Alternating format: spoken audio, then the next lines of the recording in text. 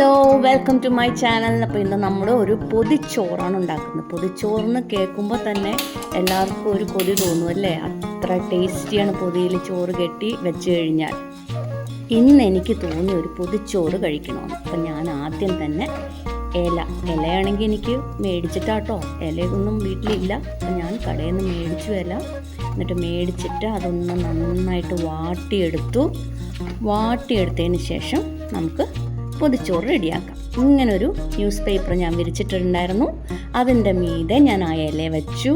അതിലേക്ക് നല്ല ചൂട് ചോറ്, ആവി ഇങ്ങനെ പറക്കുന്ന നല്ല ചൂട് ചോറിട്ടു. എന്നാൽ മാത്രമേ ആ ഇലയിലിരിക്കുമ്പോൾ ആ ചോറും ഇലയും എല്ലാം കൂടെ ആ ഇലയുടെ ഒരു ടേസ്റ്റ് കിട്ടണമെങ്കിൽ ആ ചൂട് ചോറ് തന്നെ ഇടണം. അതുപോലെ തന്നെ ക്യാബേജ് തോരനിട്ടു.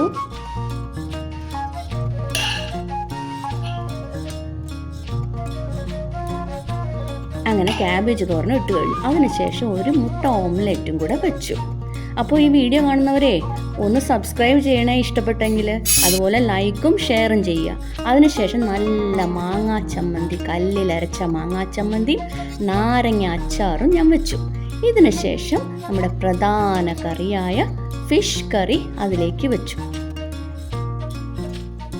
ഇനി നമുക്ക് ഇത് നന്നായിട്ട് പൊതിഞ്ഞെടുക്കാം.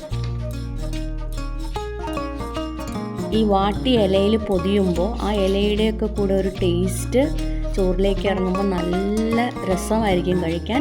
ഇനി ഞാനിത് ഉച്ചയ്ക്ക് തുറക്കും. അതുവരെ ഞാൻ ഇങ്ങനെ പൊതിഞ്ഞ് വയ്ക്കും.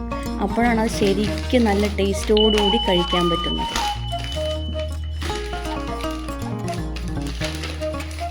മാത്രമല്ല അത്രയും നേരം ഇരിക്കുമ്പോൾ നമുക്ക് അതിൻ്റെ ഓർമ്മ വരും. അപ്പോൾ അതിനോട് കൂടുതൽ കഴിക്കണം എന്ന് തോന്നുമ്പോൾ അത്ര നേരം ഇരിക്കുമ്പം വളരെ രുചി കൂടുകയും ചെയ്യും. അത് കൊതി കൊണ്ടാട്ടോ, പൊതിച്ചോറ് കഴിക്കാനുള്ള കൊതി കൊണ്ടാണ് അതിൻ്റെ രുചി ആ സമയമാകുമ്പോൾ കൂടുന്നത്. ഇനി ഇതിങ്ങനെ ഉച്ചവരെ വയ്ക്കും. അപ്പോൾ വീഡിയോ ഇഷ്ടപ്പെട്ടെങ്കിൽ മറക്കാതെ സബ്സ്ക്രൈബ് ചെയ്യണേ, ഷെയർ ചെയ്യുക, കമൻറ്റ് ചെയ്യുക, ലൈക്കും ചെയ്യുക. Thank you for watching.